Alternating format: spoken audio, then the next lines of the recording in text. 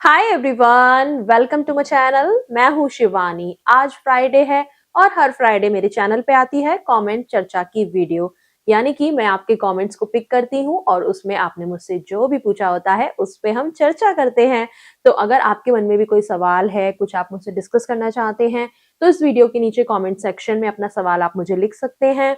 आप मुझसे पूछ सकते हैं कुछ भी अपनी पर्सनल लाइफ के बारे में, हाइजीन के बारे में, रिलेशनशिप के बारे में। तो आज मेरे पास कुछ कमेंट्स हैं जिन पे हम एक-एक करके बात करने वाले हैं। वीडियो को एंड तक जरूर देखना ताकि आप पूरी चर्चा अच्छे से सुन पाएं। और कुछ भी अच्छा लगे इस वीडियो में तो लाइक जरूर करना है। लाइक करना आप भूल जा रहे हैं और शेयर करना तो बिल्कुल ही भूल जाते हैं। तो लाइक एंड शेयर भी जरूर किया करें। आइए अब शुरू करते हैं आज का वीडियो। पहला कॉमेंट है मेरे पास। Hello Shivani Di, please take my question for next Q&A. Please, I am asking my question to you after long time. Please take my question. Okay, ले लिया है आपका क्वेश्चन। इसी बात पे इस वीडियो को लाइक कर दीजिए फटाफट से। पहला क्वेश्चन है आपका, मुझे मेरी मम्मी को एक बार शॉर्ट ड्रेस में देखना है, तो मम्मी को कैसे बताया जाए और मम्मी कैसे कन्विंस करे, मतलब मम्मी को कैसे कन्विंस करे कि मम्मी शॉर्ट ड्रेस पहने। देखिए, मुझे ऐसा लगता है कि आप जैसे यहाँ पे बोल रहे हैं कि मैं देखना चाहता हूँ, तो ऐसे ही आप उनको बोल सकते हैं कि आप एक बार पहनो, देखो कैसा लगता है आपको, ऐसे करके आप उन्हें बोल सकते हो। अब फिर ये उनके ऊपर है कि वो पहनना चाहती है या नहीं। और देखिए, कोई भी कपड़ा किसी के ऊपर हमें फोर्स नहीं करना चाहिए, चाहे वो इंडियन वियर हो या वेस्टर्न वियर हो। ये अब थोड़ा-सा अपना खुद का कंफर्ट भी रहता है और थोड़ा-सा अपना चॉइस भी रहता है, थोड़ी-सी हमारी अपब्रिंगिंग भी इसमें इंक्लूड रहती है कि हम किस माहौल में रहे हैं। तो ये सारी चीज़ें ध्यान में रखिएगा और ज़बरदस्ती कन्विंस करने की ज़रूरत नहीं है। हर किसी की अपनी पर्सनल चॉइस है कि उसको क्या पहनना है या नहीं। आप अपनी इच्छा उनको बता सकते हैं। सेकंड क्वेश्चन में आपने पूछा है, 1 मंथ हो गया अल्टरनेट डेज पर खुद से मैस्टरबेशन किया तो 1 मंथ से नाइटफॉल नहीं है। अगर मैस्टरबेशन छोड़ दिया तो क्या नाइटफॉल होगा? देखिए, अब ये तो मैं नहीं कह सकती कि होगा या नहीं होगा। वैसे मैं आपको ये भी बता दूं कि कभी-कभार ओकेजनली मैस्टरबेशन करना इज नॉर्मल और कभी कभार अगर नाइटफॉल हो जाए दैट इज ऑल्सो नॉर्मल। लेकिन रेगुलर बेस पे अगर आपको नाइटफॉल होता है या रेगुलर बेस पे आप मैस्टरबेशन कर रहे हो, जैसे आप बोल रहे हो हर ऑल्टरनेट डेज पे कर रहे हो, तो काइंड ऑफ एक ये रूटीन बना रहे हो आप अपना, दैट इज नॉट करेक्ट। इससे आपको उसका एडिक्शन भी हो सकता है। और अगर रेगुलर बेस पे आपको मैस्टरबेशन की अर्जेस हो रही हैं या रेगुलर बेस पे आपको नाइटफॉल हो रहा है, तो कहीं ना कहीं आप सेक्सुअल थॉट्स रख रहे हो या फिर आप पॉर्न देखते हो या ऐसे ही और थॉट्स में इन्वॉल्व रहते हो, इमेजिन करते हो। तो ये सारी चीज़ों में आपको फोकस करना है कि वो सब आप ना करो। अपने थॉट्स को आप कंट्रोल करो थोड़ा-सा, अपने माइंड को कहीं और बिज़ी रखो, कुछ अपना हॉबी में, कुछ क्रिएटिव फील्ड में, जिससे कि आपके थॉट्स उस तरफ ना जाएँ। मेरी इस पे अलग से वीडियो भी है कि सेक्सुअल थॉट्स को कैसे आप हैंडल करें, तो वो वीडियो भी आप देख सकते हैं। नेक्स्ट कमेंट पे आते हैं, आप इतने फिट कैसे हैं, मेरे को आपके जैसी बॉडी को बनाना है।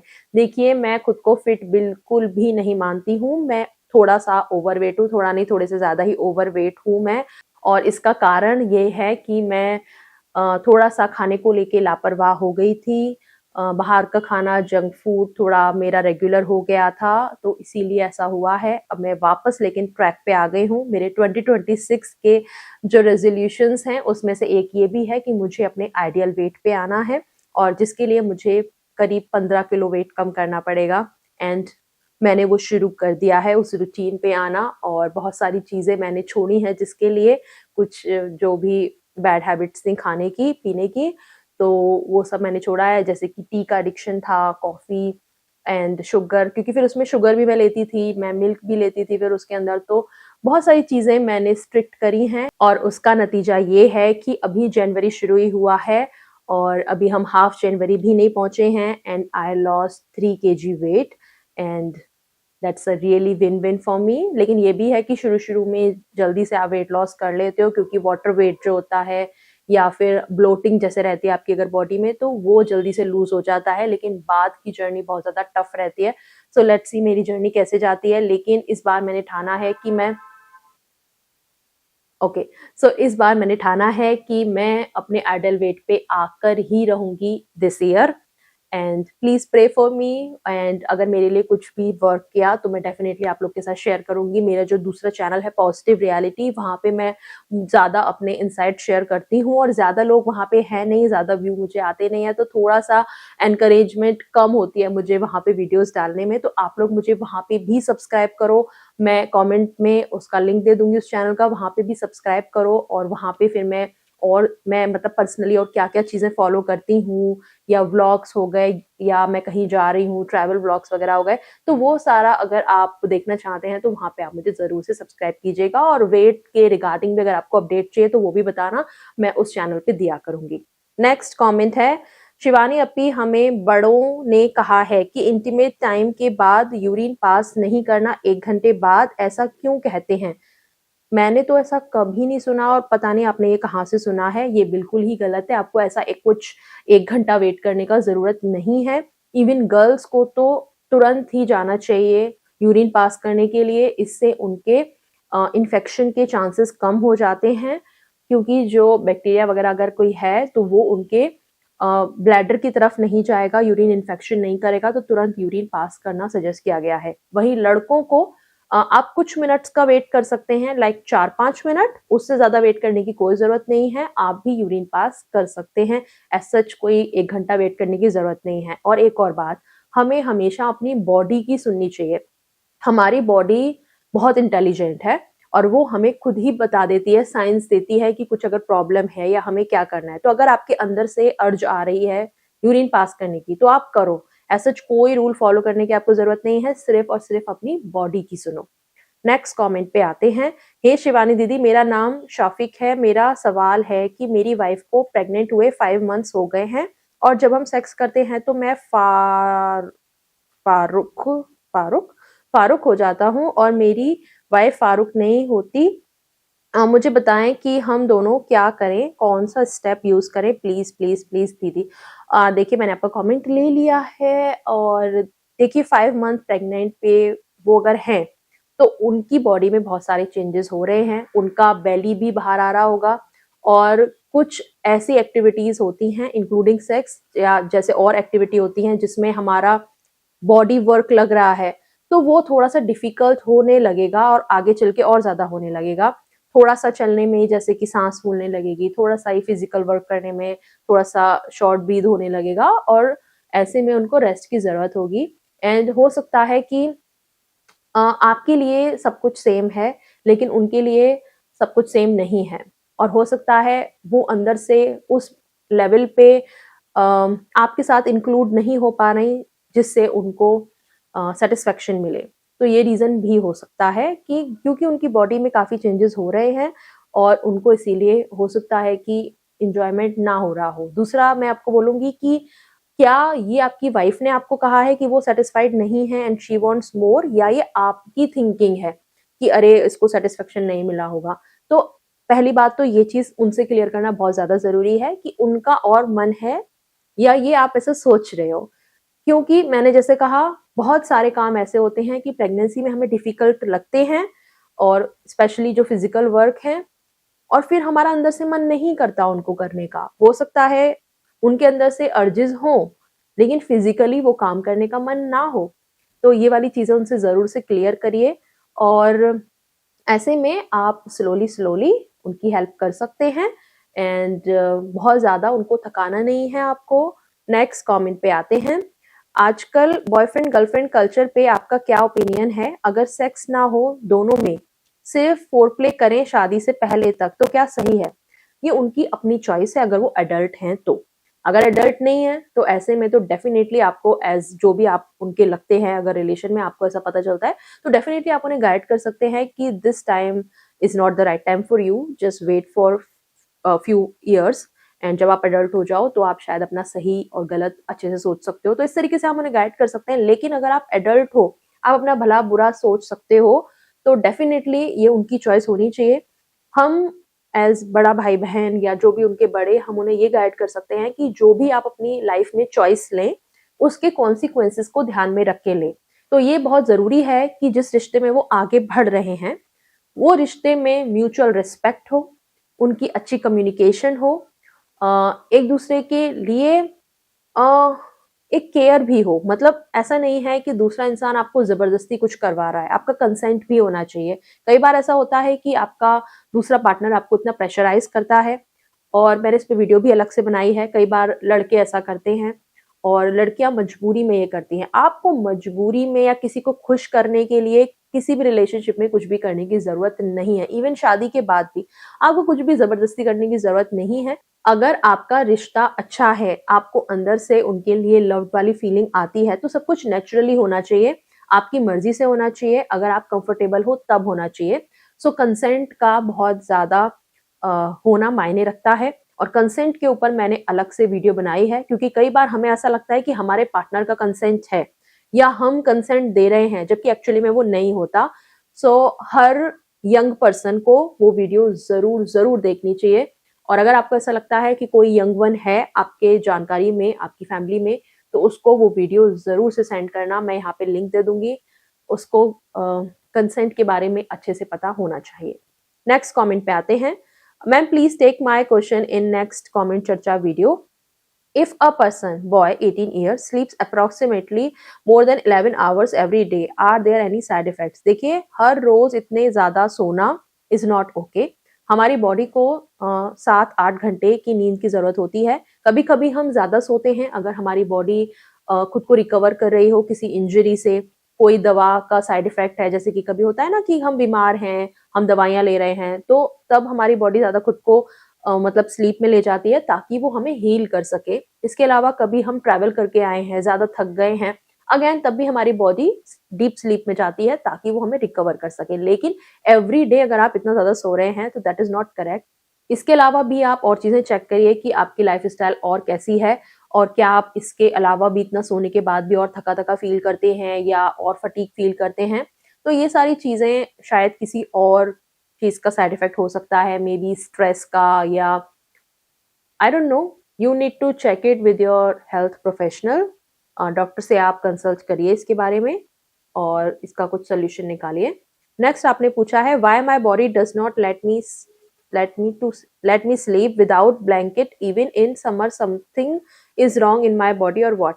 देखिए, ये तो बहुत नॉर्मल सी बात है। इवन मेरी फैमिली में सारे लोगों को कुछ ना कुछ चाहिए होता है ओढ़ने के लिए, चाहे वो पतली सी कोई शीट ही क्यों ना हो। सो ये थोड़ा सा हमें थोड़ा सिक्योरिटी देता है, कंफर्ट देता है।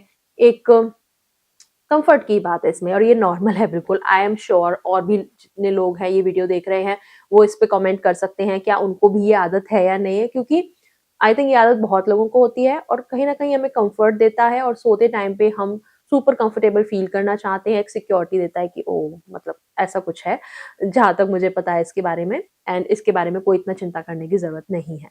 नेक्स्ट कमेंट पे आते हैं। दीदी मेरा क्वेश्चन ये है कि लेटेक्स कॉन्डोम, फ्लेवर कॉन्डोम और ड्रैगन कॉन्डोम में क्या फर्क है? ड्रैगन कॉन्डोम कैसे यूज होता है? जैसे नॉर्मल कॉन्डोम यूज होता है वैसे ड्रैगन कॉन्डोम भी यूज होता है। और जो आपने डिफरेंस पूछा तीनों में, तो देखिए लेटेक्स जो है वो नॉर्मल कॉन्डोम है, लेटेक्स मटेरियल होता है जिससे वो बनता है। सो नॉर्मल कॉन्डोम जिसको यूज किया जाता है इंटरकोर्स के दौरान प्रोटेक्शन के लिए, ये आपको प्रोटेक्ट करता है sexual transmitted infection and disease से, और प्रेगनेंसी भी नहीं होती इससे अगर आप यूज करेंगे तो।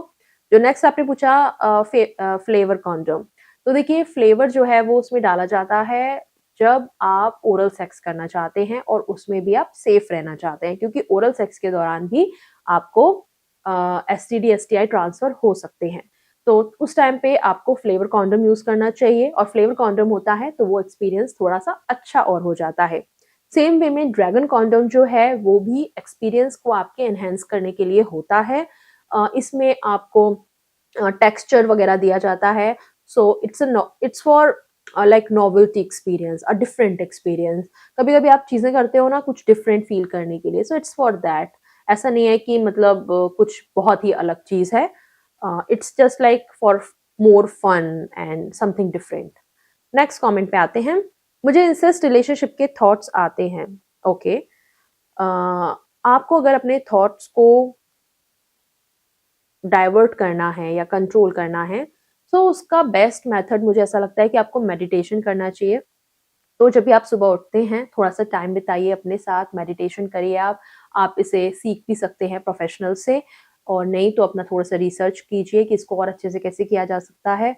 इससे आप अपने माइंड को स्ट्रॉन्ग करते हैं, अपने थॉट्स को कंट्रोल करते हैं, और जब भी आपका माइंड इधर उधर भागने लगे सो आपको उसे कंट्रोल करना है, खींच के उसे कहीं और लगाना है, अपने माइंड को डाइवर्ट करना है। ये सारी चीजें आप खुद से कर सकते हैं, और खुद का कंट्रोल जो है वही इसमें बहुत ज्यादा जरूरी रहता है। इसके अलावा अगर आपको इन सब चीजों में मतलब फायदा नहीं हो रहा है, आप इन चीजों को नहीं कर पा रहे हो, सब करने के बाद भी आपका थॉट्स बार बार वहीं जा रहा है, then I will suggest you to take professional help. आप थेरेपी ले सकते हैं। कोई भी हमारे ऐसे अनयूजुअल थॉट्स होते हैं या फिर ऐसे थॉट्स होते हैं कि जो हमारे कंट्रोल में नहीं है, तो ऐसे में थेरेपी लेना इज ओके, और थेरेपी में जाना इज टोटली सेफ। वो वहाँ पे आपकी बातें कॉन्फिडेंशियल रखते हैं, एंड ऐसा नहीं है कि आपको कुछ ऐसे डाउट्स हों कि पता नहीं कुछ शेयर करना चाहिए या नहीं करना चाहिए। वो प्रोफेशनल्स होते हैं, सो आप प्रोफेशनल हेल्प ले सकते हैं। नेक्स्ट कमेंट पे आते हैं। मैम, गर्ल की बॉडी की तरफ इतना आकर्षण क्यों होता है बॉय को, पर गर्ल्स को इतना नहीं होता? बॉय हर वक्त गर्ल के पीछे पड़े रहते हैं। ओके देखिए, बॉयज में टेस्टोस्टेरोन होता है, हॉर्मोन्स का थोड़ा डिफरेंस होता है लड़कों में और लड़कियों में। और टेस्टोस्टेरोन जो होता है ना, वो थोड़ा सा एनर्जी आपके अंदर ज्यादा लेके आता है, स्पेशली जब आप टीनेज में होते हो या टीनेज से निकल के यंग एज में भी होते हो। सो आपके हॉर्मोन्स ये आपको थोड़ा सा करवाते हैं ये चीजें कि आपको जाना है, गर्ल्स को रिझाना है, अपनी तरफ आकर्षित करना है। ये थोड़ा सा हम ऐसे भी समझ सकते हैं कि एनिमल किंगडम में आप देख लो, जितने भी मेल होते हैं, लाइक जो लायन है उसके ऐसे हेयर वगैरह दिए गए हैं ताकि वो फीमेल पार्टनर को रिझा सके। पिकॉक को देख लो आप, उसको ऐसे पंख वगैरह दिए गए हैं। हर स्पीशीज में मेल पार्टनर को कुछ ऐसा डिफरेंट दिया गया है जिससे वो फीमेल पार्टनर को अट्रैक्ट कर पाए। तो सेम ह्यूमंस में भी ये मेल पार्टनर के अंदर अंदर से ही आता है, उसके हॉर्मोन्स ये डेवलप करते हैं कि उसको इम्प्रेस करना है गर्ल्स को, ताकि वो अपना एक सुइटेबल पार्टनर ढूंढ पाए। So it's inbuilt. और दूसरा क्या होता है ना कि थोड़ा सा जैसे हमारी अपब्रिंगिंग रहती है, जिस कल्चर में हम रहते हैं, जैसे कि हम इंडिया में रहते हैं, तो यहाँ पे अभी भी अगर आप स्मॉल टाउन्स को देख लो या कई बार बड़ी सिटीज में भी फैमिली जो है वो कंजर्वेटिव थोड़ी रहती हैं, और गर्ल्स पे बहुत सारी रिस्ट्रिक्शन रहती हैं, और गर्ल्स जो है वो थोड़ा सा इसी थॉट के साथ बड़ी रहती हैं कि उनको थोड़ा सा शाई नेचर का रहना है, ज्यादा खुद से जाके खुद को ओपन में नहीं मतलब बॉयज को दिखाना है कि मतलब मैं इंटरेस्टेड हूँ या मैं तुम्हें लाइक करती हूँ।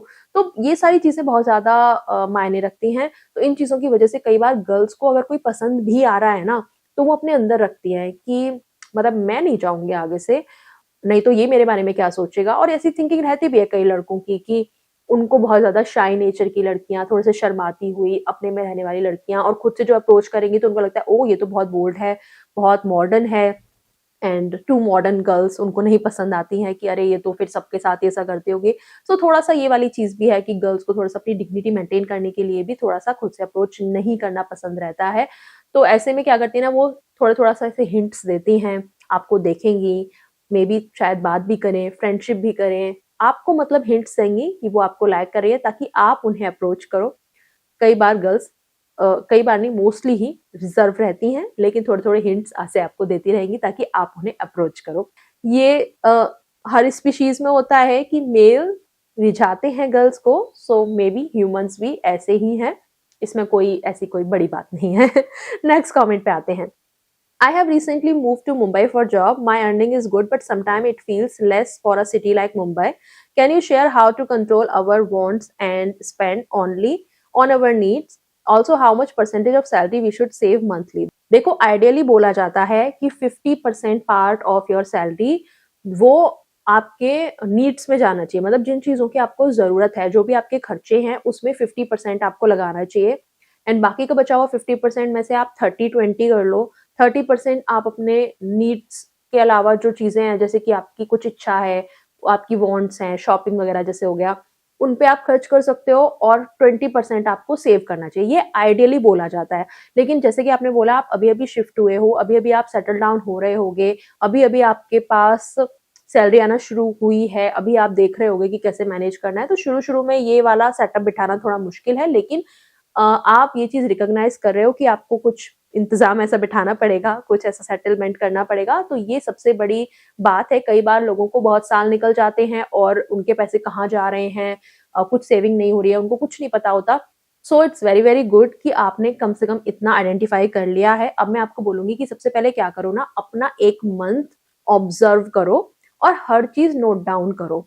उसमें आपको नोट डाउन ये करना है कि कौन कौन सी ऐसी चीजें हैं जहां पे आपको पैसे देने ही पड़ेंगे, आपका वो खर्चा है, यानी कि आपके नीड्स हैं वो, जैसे कि आपका रेंट हो गया, आपका जैसे आप ट्रैवल करते होगे तो ट्रैवल अलाउंस हो गया, उसके अलावा आपका खाने पीने का जो भी आप करते होगे, राशन अगर आता है या टिफिन आपने लगा रखा है, या जैसे भी आप अपने खाने का मैनेजमेंट देख रहे हो, उसको आप राइट डाउन करो कि पूरा महीने में आपका कितना उसका लगता है। तो ऐसे ही जो चीजें आपकी लगेंगी ही आपको सरवाइव करने के लिए, वो चीजों की जरूरत है, उनको लिख लो, ये आपके नीड्स हैं।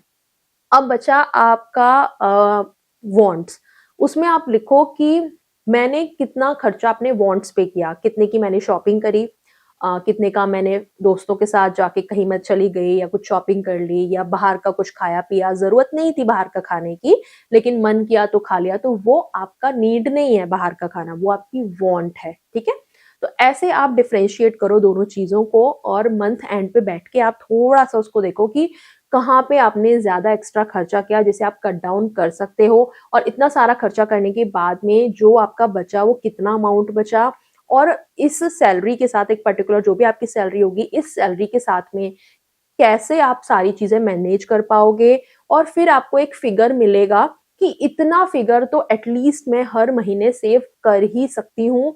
इस सेविंग को हटाने के बाद जो मेरे पास खर्चा मेरा बच रहा है, सॉरी, जितना अमाउंट मेरे पास बच रहा है सैलरी का, इसमें मेरे खर्चे भी निकल जाएंगे और थोड़ा बहुत मुझे एक्स्ट्रा मेरे वांट्स पे खर्च करना होगा तो वो भी हो जाएगा।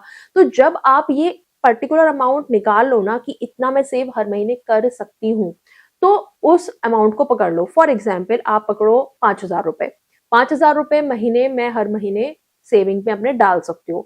सो अब आपको फिगर आउट करना है कि इस 5,000 को आपको करना क्या है। क्या आपको इसे उठा के किसी और अकाउंट में डंप करते जाना है, क्या आपको इसकी कोई रिकरिंग कुछ कर देना है, एसआईपी वगैरह या आरडी होती है जैसे वो, तो क्या करना है, थोड़ा सा उस पर भी आपको देखना पड़ेगा। एंड इसके अलावा आप ये भी कर सकते हो कि इस पर्टिकुलर अमाउंट को, लाइक 5,000 जैसे मैंने बोला एग्जाम्पल के तौर पे, तो उसे हम 2 पार्ट्स में डिवाइड भी कर सकते हैं। फॉर एग्जाम्पल 3,000 रुपीज कि मैंने एसआईपी कर दी मेरे फ्यूचर के लिए या मेरी सेविंग के लिए, ये हो गया। एंड 2,000 का जो अमाउंट है इसे मैं अलग से खुला जोड़ूंगी। खुला बोले तो किसी और अकाउंट में आप डंप कर दे जाओ, उससे क्या होगा ना, वो आपका एक इमरजेंसी फंड तैयार हो जाएगा। जैसे कि कुछ भी इमरजेंसी आके अगर आपके पास पड़ी, आपको कहीं ट्रैवल करने जाना है, कुछ प्लान बन गया, तो क्या आप अपने बार बार सेविंग थोड़ी ना तोड़ते रहोगे। तो कुछ भी जब एक्स्ट्रा खर्चा आ जाता है, कहीं ट्रैवल पे जाना है, कभी कोई पार्टी आ गई, किसी को गिफ्ट देना है, कुछ एक्स्ट्रा पैसों की जरूरत है, तो हमेशा हमें बार बार अपनी सेविंग को तोड़ना ना पड़े, तो ये इमरजेंसी फंड हमारे तब काम में आता है। तो थोड़ा थोड़ा आप अपना इमरजेंसी फंड भी इकट्ठा करना शुरू करो। इसके अलावा एक मेडिकल इंश्योरेंस होना बहुत ज्यादा जरूरी है, क्योंकि कई बार मेडिकल मतलब कुछ इमरजेंसी अगर हो गई या हम बीमार जब पड़ गए, तो उस टाइम पे हमारा सारा सेविंग ना लग जाए, या इमरजेंसी फंड हमारा बार बार जीरो हो जा रहा है इस चक्कर में, या हमारा सेविंग टूट रहा है। सो मेडिकल इंश्योरेंस लेना भी बहुत ज्यादा इंपॉर्टेंट होता है, तो उसकी तरफ भी आप ध्यान दे सकते हो। इसके अलावा मेरी एक वीडियो है मनी के ऊपर, मैंने बनाई हुई है, मैं यहाँ पे लिंक दूंगी, आप उसे देखना, मैंने उसमें और अच्छे से ये सारी चीजें समझाई हुई हैं। इसके अलावा भी कोई क्वेश्चन हो तो आप मुझसे कभी भी पूछ सकते हो कॉमेंट चर्चा की वीडियो में। नेक्स्ट कॉमेंट पे आते हैं। फेस पर डैंड्रफ होता है सर्दी में, दाढ़ी में और बाल में। देखिए डैंड्रफ जो है वो ड्राई स्किन की वजह से होता है, कि स्किन अगर ड्राई फील कर रही है तो उसके लिए आप क्या कर सकते हैं, आप ऑयल लगाइए बालों में, एंटी डैंड्रफ शैम्पू आप यूज करिए। और कई बार स्ट्रेस के चलते भी डैंड्रफ होता है। मुझे ये रिसेंटली पता चला है कि अगर आपकी लाइफ में स्ट्रेस है तो हेयर फॉल तो होता है, ये मुझे पता था हेयर फॉल होता है, लेकिन डैंड्रफ भी होता है स्ट्रेस की वजह से। सो वो कारण भी हो सकता है। तो थोड़ा सा स्ट्रेस अपनी लाइफ में कम कीजिए, ऑयलिंग आप क्या करो, ऑयल के लिए आप कोकोनट ऑयल यूज कर सकते हो, आप सरसों का तेल यूज कर सकते हो। ऑयल लगा के एकदम से ऐसे छोड़ नहीं देना है कि लाइक सर्द होया और ऑयल लगा लिया, नहीं। जब आपको हेयर वॉश करना है उसके पहले आपको लगाना है, या तो एक रात पहले लगा लो, कुछ घंटे पहले लगा लो, लाइक 2 घंटे पहले भी आप लगा के छोड़ सकते हो। कोई अच्छा एंटी डैंड्रफ शैम्पू भी आप देखो जो कि आपको सूट करे, तो वो आप यूज कर सकते हो। और इन सब चीजों के बाद भी अगर नहीं हो रहा है ठीक, तो आप डर्मेटोलॉजिस्ट से कंसल्ट कीजिए, वो आपको और अच्छे से गाइड कर पाएंगे, पर्टिकुलर आपको चेक करके कि आपको किस चीज की जरूरत है, क्या फॉलो करने की जरूरत है। तो यही थे सारे कमेंट्स जो मैंने आज की वीडियो के लिए पिक करे थे।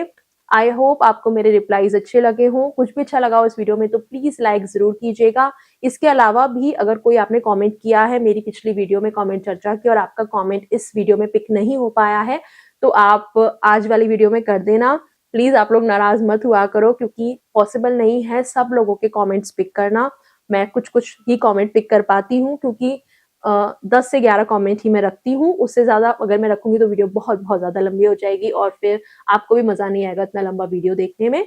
सो आप रिपीट में क्वेश्चन मुझे दे दिया करो, इट्स टोटली फाइन, कोई बात नहीं। इस हफ्ते नहीं आंसर मिला तो अगले हफ्ते मिल जाएगा, है ना। तो चलिए मैं चलती हूँ, मिलूंगी आपसे अगले वीडियो में एक नए टॉपिक के साथ। बने रहो मेरे चैनल पे और मुझे प्यार अपना देते रहो, कमेंट्स कर करके, लाइक कर करके और मेरी वीडियोस शेयर करके। आज के लिए इतना ही, बाय, टेक केयर।